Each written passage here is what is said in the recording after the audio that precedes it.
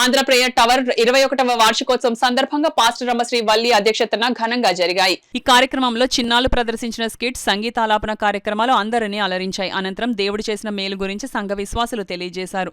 అనంతరం దైవజనులు సంజీవరావు దేవుని సందేశం అందించారు. తదనంతరం దైవజనులు సంజీవరావు, దైవజనురాలు శ్రీ వల్లి నూతన క్యాలెండర్ బుక్స్ ఆవిష్కరించారు. ఈ కార్యక్రమంలో పాస్టర్ రాజశేఖర్, విశ్వాసులు, సంఘ సభ్యులు పాల్గొన్నారు. మన దేవుని మందిరం ఏం చేస్తున్నాం అనేటువంటి తలపు నీకుంటే, దేవుడు నా మందిరం పాడైపోయింది అభ్యర్థి దేవుడు, మీరు సర్వగట్టి ఇంట్లో నివసిస్తారు, నా మందిరం కూలిపోయింది కాబట్టి మీ పంట చేతికి రాదేవు. ఇప్పుడు దావీదు అనుకున్నాడు, నేను దేవుడికి ఒక మందిరం కట్టాలని. యుద్ధాలు మందులు మాణిక్యాలు బంగారం కూడా గదిలో దాచించాడు. దేవుని మందిరం కట్టాలి, తన గజలు చేర్చుకుంటా నాతాను పిలిచాడు. నాతాను ప్రవక్త పిలిచాడు, అయ్యా దేవుడు గొర్రె కాపని తీసుకొని ఎంతో బాగు ఇచ్చాడు నాకు.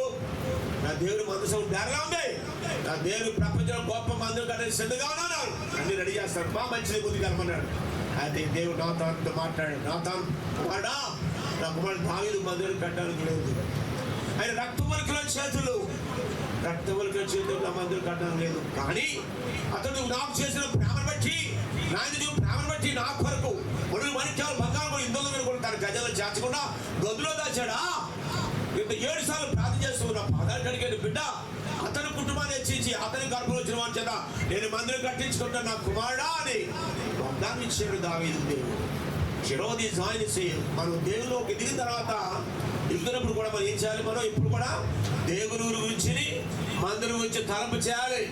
ఎందుకంటే దేవుడు నా మందిరం బాగుంటే మీరు బాగుంటారని చెప్పాడు, కాబట్టి మన మందిరం బాగుండాలి.